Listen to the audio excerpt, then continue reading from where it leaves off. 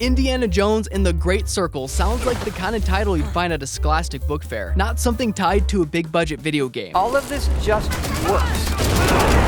It's not, I'm not kidding. But despite the name, it captures that classic indie spirit with puzzles, adventure, and just enough action when things inevitably go sideways.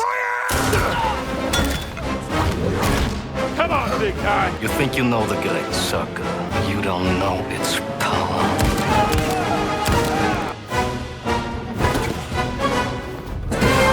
I must protect the words told for my ancestors.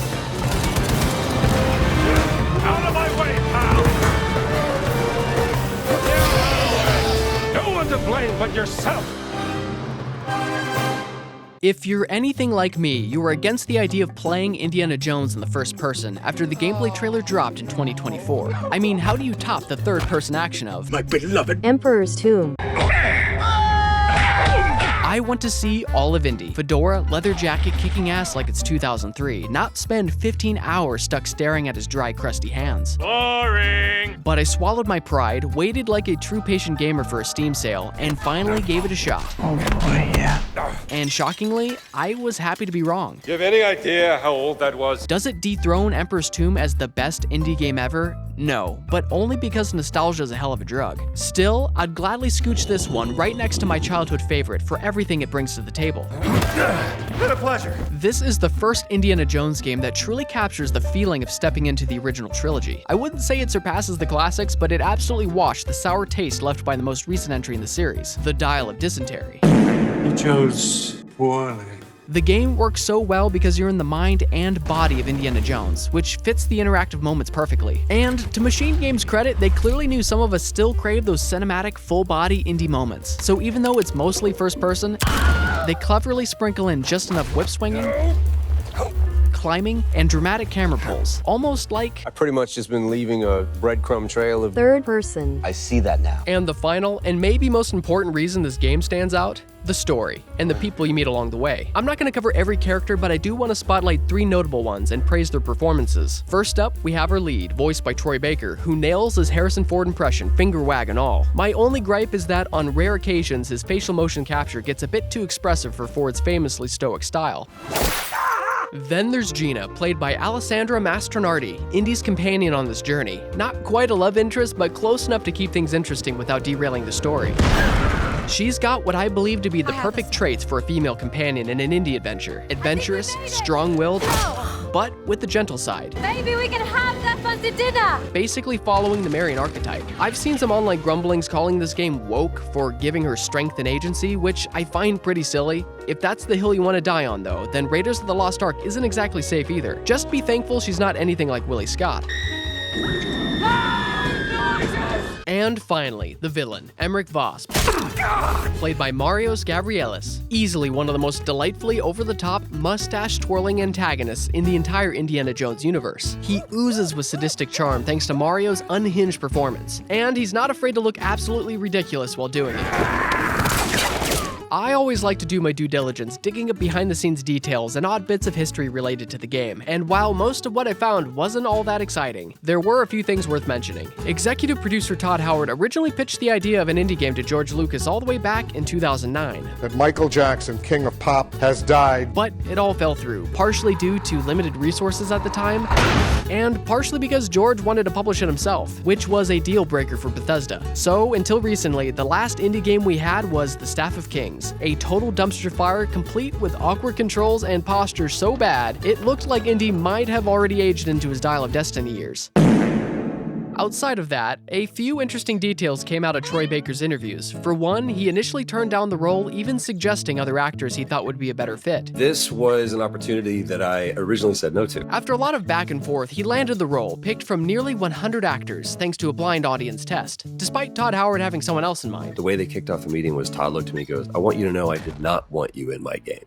And I laughed and I said, "I understand." He said, "But you should know that we did a blind taste test and you won every time." And the last interesting tidbit I found, Troy Baker apparently tried to learn how to use a whip for the role, only to discover that on a motion capture stage, it's officially classified as a weapon. When I showed up on set and they looked, they're like, "What's that?" I was like, "That's my whip." Like, "No, it's not." That goes over here. Here is a rope. because this is a safe place and we're not going to have you using a weapon inside. Indiana Jones and the Golden Ratio takes place sometime between Raiders and The Last Crusade. Indy is recently separated from Marion, but we're still years away from drinking out of the wrong cup. Before the main story begins, the game offers players a steady drip of nostalgia, reenacting the iconic opening of Raiders of the Lost Ark. Give me the whip! Adios, senor. And even though I tell myself I'm above blatant fan service, You sure about that? I have to admit, my little rat brain ate it up. But that nostalgic moment ends just before Indy's final leap from the ruins, as the screen cuts to black. When it fades back in, Indy wakes at his desk in Marshall College, startled by something shattering in the dead of night. Alright, if you haven't played the game, now's your chance to bail, if spoilers matter to you. For everyone else, strap in and enjoy the ride. We walk through the dark campus halls, lit only by a few desk lamps, and moonlight streaming through the towering windows, guiding us without even realizing it. Well, that and the convenient objective mark you'd expect from a modern game. It's a bummer because the designers did a perfect job nudging us through their art direction. Someone's getting expelled tonight. Regardless, lightning theatrically lights the room as we open a door to a mysterious cloaked figure speaking unintelligible Latin. For me, though, it sounded more like someone slowly warming up at a Pentecostal revival. All right, Bill. After interrupting his prayers of never-ending financial prosperity, the figure stands tall, towering over us. Indy grabs the nearest rope stand, ready to pummel him like X marks the spot. But when that fails, we resort to the only God-given weapon we have left, our fists. Whatever you're up to, pal, it ends now. Which appears to be unhelpful in this part of the game as we quickly receive a chokehold by the large man, ultimately knocking us out. Indy wakes to Marcus waving his signature essential oils. How do you feel? Probably about to pitch the latest pyramid scheme. Sadly, his sales tactic gets interrupted with Indy asking where the mysterious man went. The giant. I didn't see any giant. I caught someone breaking into the museum. He was tall. Now, Indy calls him a giant, but honestly, he doesn't come across that way. Most scholars put Goliath around 9 feet tall, yet my very scientific visual approximation puts this guy closer to 8. So what, barely taller than the tallest NBA player? My disappointment is immeasurable, and my day is ruined. Crank him up to 9 or 10 feet though, and Indy suddenly looks puny, which probably isn't the power fantasy fans are after when they're in the boots of Indy. Still, they could have added a couple more inches. Nothing stilettos couldn't fix. Instead of roasting Indy for his abysmal jacket ironing skills, Marcus actually does what he's asked. That is, if standing there while we do all the work counts as helping. We poke around the environment, shuffle the misplaced relics, and generally handle everything ourselves until the next cutscene kicks in. Is everything back? Not quite. Well, what's missing? SW003. What was that? Siwa expedition. He took the cat mummy, Marcus. But why? Indy returns to his office with an epiphany about the sigil the giant left behind, asking Marcus if it looks Catholic. It's the sigil of the Vatican secret archive, if I'm not mistaken. This isn't just about a cat mummy, Marcus. He briskly begins packing, setting aside all teaching obligations, getting to the bottom of this new mystery. Indy finally opens his briefcase, untouched for over a year, and discovers a notebook he didn't know was inside. Who's it from? Doesn't say. He crumples Marion's note and tosses it aside, a sharp reminder of their fractured relationship. Once packed, he tells Marcus he needs to travel to the Vatican. Marcus, what's done is done. Maybe I shouldn't have gone to the Siwa expedition, but it was a once-in-a-lifetime opportunity. And when you got back, she wasn't there. His heart stings, but he collects himself and quietly says his goodbyes. And before leaving, Marcus hands him his iconic hat and some words of wisdom. Can't just run away from your problems, Indiana.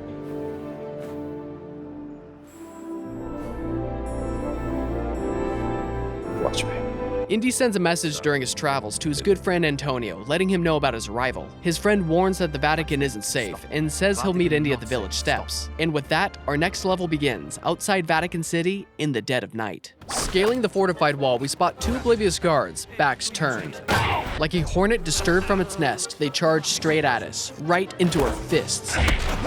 And in that instant, it hit me. This game might actually have the makings of something truly great.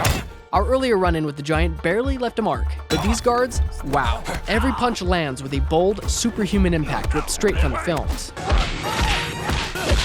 And while we're at it, it might be worth exploring some of the other mechanics of the game. Off to the dreamlands. Now, the hand-to-hand combat is probably self-explanatory. Fast and strong attacks, blocks, parries, and using the whip to stun your enemies. However, there are more advanced and creative fighting mechanics that I fail to realize in my playthrough, which you can explore elsewhere. But some of the most satisfying moments? Taking out enemies with something as mundane as a wooden ladle.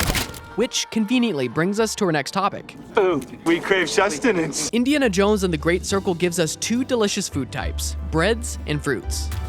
Grab Grandma's homemade loaf or sweet pastry and you'll get a temporary shield for your health. I'm strangely dressed for a night. And because Indy tires easily in combat, probably from all those pastries, fruits come to the rescue, boosting his stamina and allowing him to kick ass for longer stretches. The only thing missing from Indy's food and drink lineup is coffee. I can't guarantee a stamina or a health boost, but I can certainly attest to the energy one can receive from today's sponsor, Black Clover Coffee. Their beans are roasted with care in Washington State, and I'm especially fond of the cold brew. It's strong enough to chug and power through your day, or to sip slowly and savor its bold flavor. If you love high-quality coffee, grab a cold brew or some beans with discount code Friend of the Clover. Thanks again to Black Clover Coffee for sponsoring today's video. After successfully slinking through the night, we finally meet up with our mild-mannered friend. He grants us safe passage and urges us to make haste, explaining that he just saw Father Ventura. Who is Father Ventura? We call him the Men in Black. Sorry. A friend of Mussolini. Practically runs the Vatican now that the Pope has taken ill. Father Ventura, not to be confused with Ace Ventura, is put simply totally bogus. He slinks around like a serpent, doing the bidding of Mussolini and other shady players we'll soon discover, perfectly exemplifying Matthew 6:24. Repent! Ventura is certainly not serving the Lord, that's for sure. Saved. Interestingly, he seems to be based on a real historical figure, Pietro Venturi. Liars! And now I also have to deal with spies? Starting in 1922, Venturi became Mussolini's most trusted confessor. That role effectively made him the unofficial liaison between Mussolini and Pope Pius XI. Preferireste irritare lui o irritare me? It's pretty cool that the game touches on real history, including the Pope's failing health. Old newspaper archives report his critically ill status and later describe his final moments, stating he died following an attack of cardiac asthma. On a more serious note, asthma is a terrifying way to go. I feel like a fish with no water. But still preferable to death by J.D. Vance. Our late night chat ends with Indy handing Antonio the newest blues record from the States, calling it a humdinger. No, that's the latest humdinger out of New York City. A word totally alien to anyone born after the 20th century. I felt like a slang vocabulary archaeologist, dusting off what we call Google to unearth its ancient meaning. Turns out it just means something energetic and of the highest quality. Now I have a word I can casually throw around while talking about today's hits. According to this newfangled Top 100, Cardi B is officially a humdinger. Antonio, crushed by the sheer tragedy of the modern music industry, takes a deep breath and tells us to get some rest. When we wake, our friend ends his dance party, American music is astounding. finally giving us a chance to explain why we're here and hand over the Giant's lost pendant. What do you make of this? Antonio says it resembles the Vatican's secret archive sigil, though there's something different about it. To help us on our journey, he offers us new attire so we can blend in. You can put these on. I hope they fit. Everything fits, and the Vatican now gets a front row seat to our priestly drip, but not before Father Ventura decides to give us a cheap jump scare. Sensing suspicion, we try to smooth things over with a Vatican II style handshake.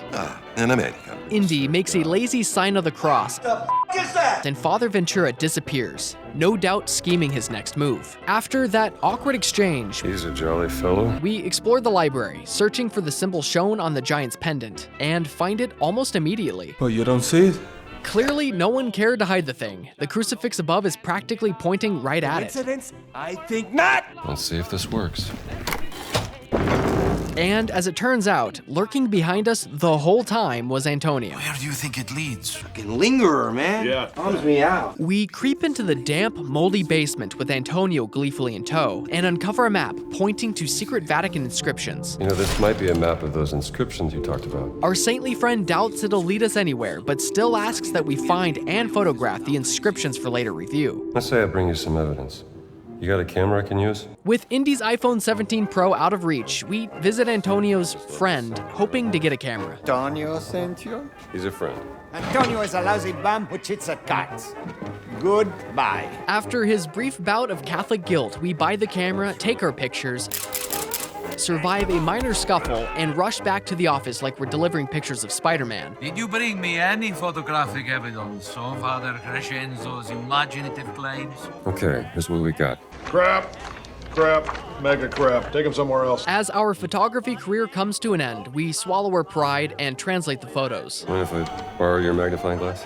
By all means. Indy and Antonio piece together that a giant tomb may lie beneath the Tower of Nicholas V, and one needs the blood of the 5 sacred wounds to enter the underworld. I'm gonna need some blood. A small minority criticized this scene as disrespectful, claiming the bottle of wine was Christ's literal blood, and that pouring it down drains for a puzzle was sacrilegious. But here's the thing, it's just wine. Only when consecrated at Mass does it become Christ's blood. So for the Catholics out there, you can probably relax a little. Indiana Jones is casual adventure entertainment, not meant to be taken too seriously. And yet, somehow Pope Paul VI gave Jesus Christ Superstar his approval. Truly, a more embarrassing scandal. Before we reach the Tower of Nicholas, we bump into Professor Savage from Hogwarts. Based on his beta energy and negative Canthal tilt, I'd say he's a Hufflepuff. So poor eye spacing is going to go right next to negative Canthal tilt. That makes 2 legendary Savages I've met in games now, the last being Dr. Savage from Deus Ex. I'm Dr. Savage. Thank you. We were close to surrendering when you landed. Interacting with him kicks off a quest we reluctantly agree to. First, we track down Sydney, his kidnapped apprentice. Genes are passed down from parents to offspring, often determining traits like hair color, personality, Sydney. and even eye color. My genes are blue. Oh, sir, I didn't mean to, please. Sydney has great genes. That really hurt. Then wrap up the quest by finding the stone fragment he's been obsessing over, which turns into a full-on glaze session by the professor. My word, you should have become an archaeologist, Father. With that sorted, we check our journal and notice we need to speak with Sister Catherine, who's waiting on a diary from Antonio. As it turns out, it's about Father Crescenzo, the mad priest who created the map of the secret inscriptions. She asks if we have the diary, and empty-handed, Indy says he'll need to speak to Antonio. But we quickly discover he doesn't have it anymore. I'm afraid you are too late, Indy. I had just found it when Father Ventura and his black shirts came and took half of my collection. The diary included. Indy suspects the journal contains critical information and asks Antonio what it holds. He tells him it's probably more of Crescenzo's writings on giants and fallen angels. I had forgotten all about it until Sister Catherine brought it up. Confident of the journal's importance, Indy asks where he can find it. Antonio believes it's in a room inside the Apostolic Palace and hands over a key that unlocks the entrance from the sewers. Should I ask how you know this? You may ask, but do not expect an answer. Good luck, Henri. Indy ignores Antonio's supportive words, thinking back to his last adventure, where a wise old space wizard declared, once and for all, "There's no such thing as luck." With our key and a good blaster by our side, the Tower of Nicholas V opens up, exposing the infamous altar drain. And in defiance of the angry Catholic Redditor, we pour the unconsecrated wine and rotate the door's stone seal. We traverse down the dilapidating spiral staircase with our newfound birthday candle, later upgraded to a torch that's more fitting for an adventurer, then quickly navigate to a more elaborate drain puzzle to unlock a massive secret entrance adorned with Christ crucified, a powerful image for apostolic churchgoers, but enraging for anyone who prefers white or wood-paneled walls. I demand judgment on you! I demand!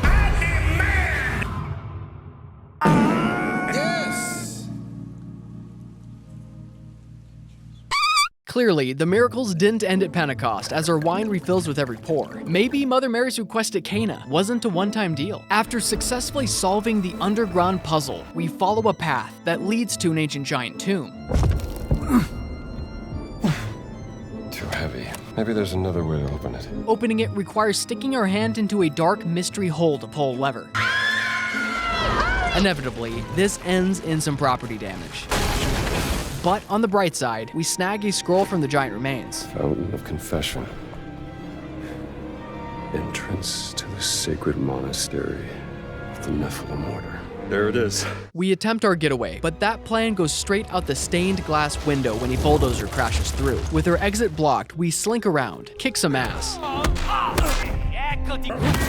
and return to the crime scene, climbing her way out. As a reward, Indy gets a peek at the Vatican's most attractive nun. She carries herself like she's faking the vocation, so guilt is off the table. What are you up to? Nuns don't work on Sunday. After following her onto a balcony, Indy puts his doctorate in Rizology to the test. Is spying on people part of your daily nun routine, sister? If all goes according to plan, maybe I'll invite her back home to enjoy our twist on authentic Italian cuisine. When you're here, you're family. What would Marion think? He was wrong and you knew it! Snatching her binoculars, Indy points out German archaeologist Emmerich Voss, the brain behind Hitler's secret research program. What the hell are you doing here? An old friend of yours? That's Emmerich Voss. As the conversation winds down, we learn the nun is really a journalist who goes by Gina, looking into her sister's disappearance. She was abducted more than 6 months ago. And I believe your friend Emmerich Voss is responsible. It's Dr. Laura Lombardi. Do you know her? She's one of the world's leading experts in ancient languages. With Voss at the center of it all, they agree teaming up is wise before going their separate ways. See you around, Stramble. Back in the Tower of Nicholas V, we crawl through the sewers. Let's see if Antonio's keywords. And man, sections like this make me miss the fun whip swinging in the Emperor's Tomb. Here, it's slow swings, careful climbs, and sneaking all the way to the Apostolic Palace. Just my size. Hunting down the diary of the Mad Priest. Gotcha. The pages reveal a shocking secret. Giants carved a hidden chamber beneath the Vatican, keeping the holiest relics out of the world's sight. If the knight could spend centuries guarding the Holy Grail, you can bet the Giants are hoarding Old Testament relics. And if the Giants built these massive chambers, maybe we finally figured out who built Stonehenge. Dude, let's build a henge or two. We try handing Sister the journal. Have you found it? But instead, we're told we have a greater need for it. May God protect you, young man. I have a feeling you might need it. Sadly for us, before we can even say our goodbyes, the mood shifts. Father Gallagher. Across the room, Father Ventura emerges, oozing passive-aggressive, red-baiting threats like a boomer trapped in a Cold War time capsule. There are spies and traitors everywhere. Liars, subversives, communists. In recognizing a communist, physical appearance counts for nothing. He slithers away, and later, we hand our excited friend the ancient parchment from the tomb. This is astounding. Be careful, my friend. You might be going down a rabbit hole. No telling where it might lead. Fountain of Confession. Didn't look like this back in the days of Augur the Giant. While trying to open the secret fountain door, Gina suddenly appears. Jesus! Is this a hidden door, Dr. Jones? Indy is clearly annoyed. Where's my hat? But Gina quickly proves herself a helpful hand when we tackle the final piece of the entrance puzzle. Are we going inside? Looking back, this area oddly reminds me of the bathrooms from the Chamber of Secrets, and that's before we even face the giant snake later in the game. Instead of plunging straight down like Harry and his friends, we take the spiral staircase, a way down that's becoming a running trend. This brings us to the giant, blazing hot monastery courtyard. Everything in here is so big. That's what she said. Like it was made for giants. And after braving a literal trial by fire, we eventually forge the giant keys. Warm liquid goo phase beginning. Opening the monolithic doorway. A secret organization that's been working in the Vatican for over a century. A mere stone's throw away, we stumble on a library with the book titled Secrets of the Christian Church. Already an intriguing start. A Gnostic text so secretive that most copies are available on Amazon with Prime Day shipping. It claims that the Nephilim, better known as giants, had a remnant tribe that swore loyalty to St. Peter during the founding of the Catholic Church, hoping to atone for their ancestral sin. Oh, sounds very historical. Myth or history? Just different ways of interpreting the past. The idea of a Nephilim remnant pledging loyalty to St. Peter is absurdly unorthodox. In Christian tradition, the Nephilim were the corrupted offspring of angels who rebelled against God, later destroyed in the flood. Redemption isn't offered to fallen angels or their monstrous progeny, only to God's children and viewers like you. Thank you. Peeking behind a painting, we discover a hidden passage that leads straight to the Vatican's secret artifact room. And finally, we find the cat mummy we've been hunting. There she is. But sadly, our excitement is cut short. That's a real-life giant, Dr. Jones. Judging by our previous encounter and the tummy ache we just endured, we're staring down the barrel of a losing battle. But because we're Indiana Jones, I don't believe in the no-win scenario. The bigger they are, the harder they fall.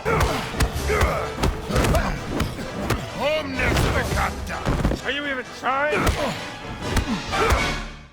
Give me a hand, will you? We drag the giant out of sight, then the three amigos show up, Mussolini, Ventura, and Voss, who's practically begging for an evil mustache to twirl, while he threatens Ventura to stay in line and give him what he wants.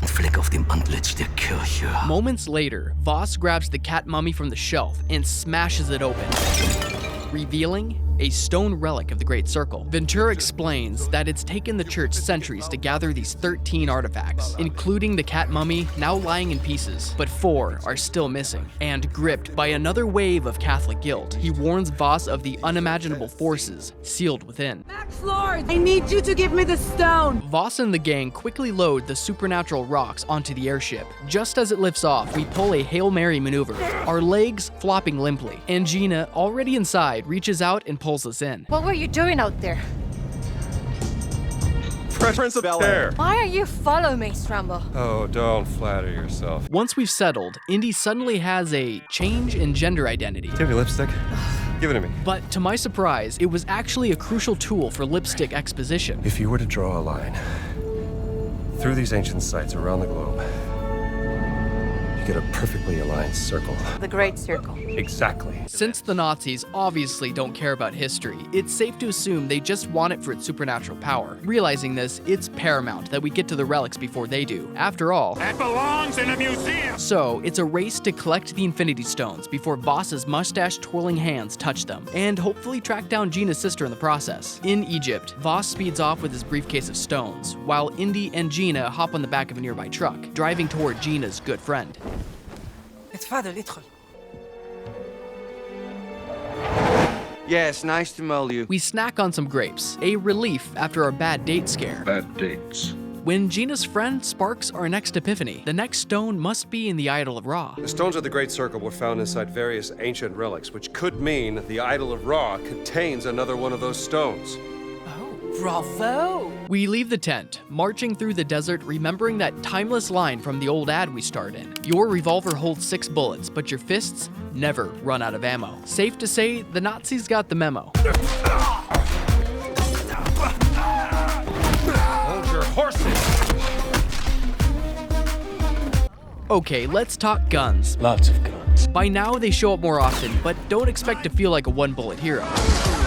Because they're underwhelming, taking way more shots than they should to bring enemies down. Hand-to-hand combat, both the Great Circle and the Emperor's Tomb absolutely nail it. Guns, the older game still takes the crown. Oh, and I forgot to mention, this game has adventure books that boost your skills and abilities once you pick them up. And there are a lot of them. Personally, I stick to the essentials. More health, stamina, and damage. Really? Man of your talents? It's a peaceful life. But if you're feeling fancy, there are more specialized books that improve combat skills or reveal hidden locations. Speaking of locations, we explore some well-designed Egyptian temples, much like the first film. Only this time, scorpions take the place of snakes. Scorpions. Eventually, one thing leads to another, and we have a scuffle with Voss, also finding out Gina's sister has been working for him. She's happy where she is, working for me. After our escape, we go to the tomb that holds the Idol of Ra, but we're quickly confronted by a blind giant hunting us in total darkness. The developers really nailed the fear factor here, probably taking a few cues from the newer Resident Evil games. Even when you think you're safe, he can still sense you. Defeating him takes patience. We stay low, lure him into illuminated areas, strike with a strong attack, and repeat. He needs some milk! Before he takes his last, nasty breath, he gives us a cryptic warning not to speak the name, and annoyingly, doesn't elaborate further. What name? Remember the tooth. The tooth. The tooth. Later, the Idol of Ra calls her name, and smashing it reveals the stone. However, instead of sand slipping through our fingers, it's everything around us. Avoiding a fate like Princess Buttercup, Indy rushes out of the tomb. Unfortunately, our relief is short-lived when an unforeseen blast of sand buries us. Realizing it was nothing personal, I do the honorable thing. I forgive you. Paid for by the stop holding grudges against Sand Foundation. Voss finds us stuck in the sand, and like any good cerebral narcissist, he seizes the opportunity to unleash a long-winded monologue. You think you know the Great Circle, but I am the one unlocking its tooth. Indy responds to Voss as one might expect, laying down the ethics of their shared profession. Archaeology is a game of wits, determination of proper research. It belongs in a museum. Voss, nursing a sore nose and a bruised ego, leaves us stranded in the blistering desert heat, only for scorpions to close in. After countless stings, Gina and her friend Ual dig us out, actually bringing back the healing mechanic from the Emperor's tomb.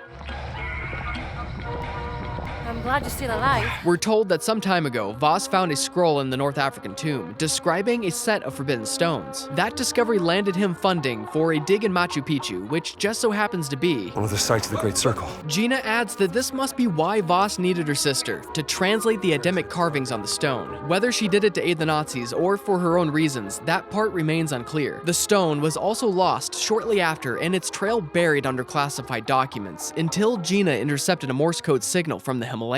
They're looking for the stone. We have to get there before the Nazis do. After countless days of travel, we arrive to the cold welcome of The Himalayas! One might expect the One Ring buried in the snow, but instead, we stumble on a giant ship perched on a mountain. How on earth did you end up here? Little does Gina know, the soldiers and her sister are frozen inside. While she mourns, Indy digs through her sister's notes, which echo what the giant told us. For he could fold the earth by speaking the word. Fold the earth. Mean. That question will have to wait, because the ship is full of warm-blooded soldiers. We sneak, punch, and shoot our way to the top, where the ship's frozen captain clutches the stone like it's a pack of 5-gum scent. How it feels to chew 5 gum. Stimulate your senses. What was that? A soldier interrupts as we grab the stone, sparking a frantic game of hot potato, or in this case, maybe a cold potato? Regardless, Indy gets captured, Gauntz channels his inner Tomic the Tank Engine, and Gina fakes handing over the stone, only to reveal a live grenade.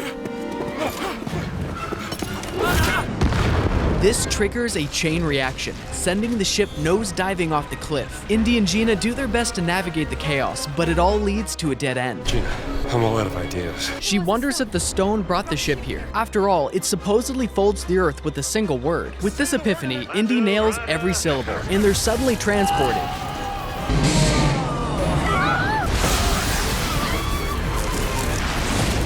Waking up in the Golden Dragon tea shop in Shanghai. And it seems Antonio's prayers of protection must have been at work, saving Indy right when he needed it most. Congratulations. The two sprint through the war-torn city, making a break for an abandoned plane. Indy uses his whip to reposition it, while Gina jumps in the cockpit, leaving us dangling for dear life. Gina, pull up! I'm trying! I don't want you to die! After scrambling on board, the action kicks off with an on-rail shootout. Something tells me these guys aren't friendly! And when we accidentally shoot the tail of our own plane, it's a perfect homage to The Last Crusade. They got us! The sequence is a refreshing change of pace, reminiscent of the Emperor's Tomb, but with far greater spectacle. At least this time, poor Wuhan isn't melting his loafers in a high-speed chase. After hopping from one plane to another, we determine the next Great Circle site is in the Jungles of Siam. But what if Voss has already taken it? Not a chance. None of the relics in the Vatican treasure chamber came from Sukhothai. It's gotta be there. We fast travel via loading screen and arrive at an inn. Gina tries to secure a room while we place an international call to Marcus. Yes, operator. I'd like to place an international call, please. Only God knows how much this will set us back. I am never gonna financially recover from this. Indy asks if he found anything in the university archives about the last ziggurat, and Marcus did find a page, but he's skeptical. But legends are unreliable. And this always cracks me up, because all Indy adventures begin with skepticism. I don't believe in magic, a lot of superstitious hocus pocus. And every single one ends with the legend being 100% real. Regardless, it's enough to confirm we're in the right place. Then Marcus drops a bomb. Do you know what kind of a bomb it was? The exploding kind. The college administration has decided to let him go. They're gonna fire me?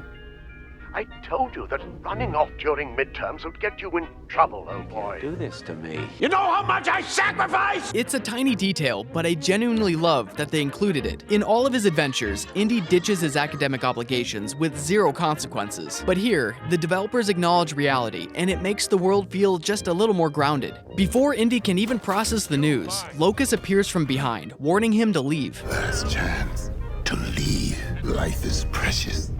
even yours. Not a bad deal, all things considered. Is that a threat? Kindness. And certainly more generous than what the survivors get in the Final Destination series. You can't cheat death. There are no escapes. After the giant casually departs, Indy tries to sneak a kiss with Gina, their shared adventure trauma briefly bridging the gap, but an explosion violently interrupts. Apparently, Antonio's prayers do more than just keep Indy alive. They also block any unsanctioned affection. We can say with confidence that the wedding with Marion is still destined to happen, but with its 4 beige walls and an American flag tucked in the back, it's clear Antonio's Catholic influence never really took root. You know, the more I think about it, Indy getting married in a 1950s Protestant church is quite funny. In this universe, he's seen the Ark of the Covenant, the Holy Grail guarded by a Catholic knight, and plenty of other Catholic relics suggesting the church's authority. Maybe he just listened to his own advice too much. Don't look right! Keep your eyes shut! After the shootout at the hotel, we escape to a boat with the friendly villagers, all willing to help as we share the same enemy. They steer us in the right direction, and one thing leads to another, like finding the last ziggurat, battling a giant snake, taking photos of an engraving that points toward the stone, clashing with locusts again, and retrieving a relic for the village with the help of an old student, who ultimately betrays us. A few moments later. You drop the idol and reach back to grab it. Guess you reached too far, kid. After surviving that laundry list of events, we finally locate and enter the tomb, holding the final stone. A moment I genuinely cherished because everything before that felt like a divine test of my patience. On paper, this section in the jungle reads like a non-stop adventure, but in practice, so much of it is slowly drifting along in a boat from point A to point B, padding out the runtime and affecting my enjoyment. Had the game varied its traversal, it probably wouldn't have bothered me as much. Oh, for God's sake! Who cares? With the stone finally in hand, the environment starts collapsing, tension building with every step, only to hit a giant wall in the form of locusts, forcing us to hand over the stones. A life of ignorance is a blessing. A blessing that turns into a nightmare when Voss's maniacal laughter suddenly fills the jungle. The giant is correct. Because that is what you are, Dr. Jones. A pathetic little man. Better than being a Nazi. Gunfire quickly erupts, pushing us into an unlikely alliance with locusts, and what follows is a wildly entertaining boat shootout. The stones cannot be used by that creature, boss.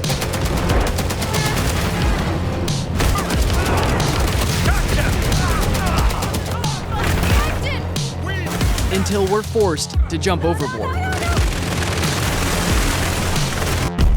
This leads to her unintended separation, with Gina captured by Voss. An unfortunate turn, but at the very least, we discover why her sister worked for him. How did you make my sister obey your orders? What if all I had to do to bend her will was threaten something of great value to her? Like family, the gullible little sister. Disgust me. Indy and Locust regroup and track them down to the sacred and dangerous site. Sacred and dangerous. Rescuing Gina with the convenient help of some giant friends. Petite Imbatum! We try following his instructions to leave and steer clear of forbidden knowledge, but Gina has other ideas. Don't you want to know what this is all about?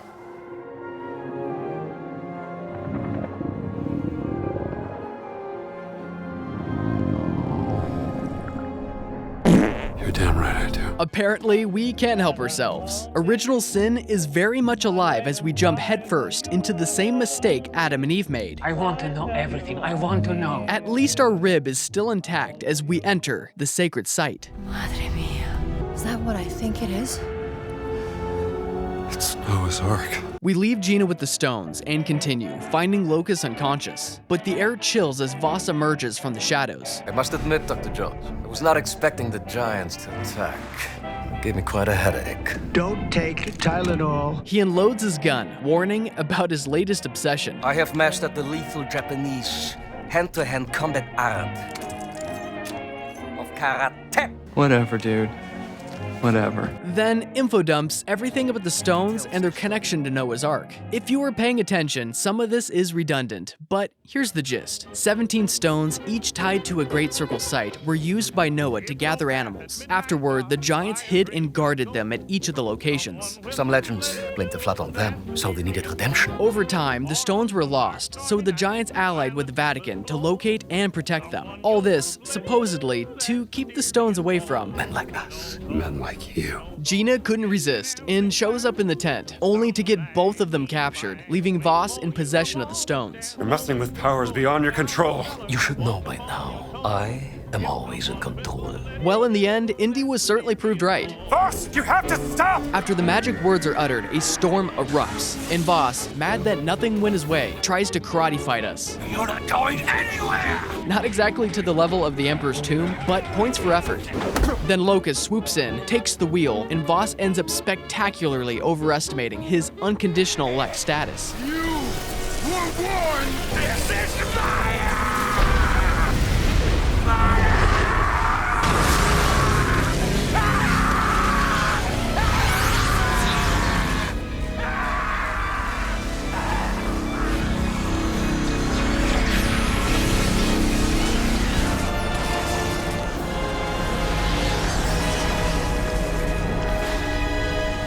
And that pretty much wraps up the game, capped off with a goodbye kiss before the credits roll. By the end, Indiana Jones and the Great Circle was a fun, immersive romp that filled a void I didn't realize I had. Now, alongside the films I love, I have a game I can frequently replay, much like my longtime favorite, Emperor's Tomb. If you love Indy, give this game a spin. I don't think you'll be disappointed. Just lean back, relax, and dive into the mystery of the Great Circle. And if you made it this far, thank you so much for watching, and I'll see you on the next upload.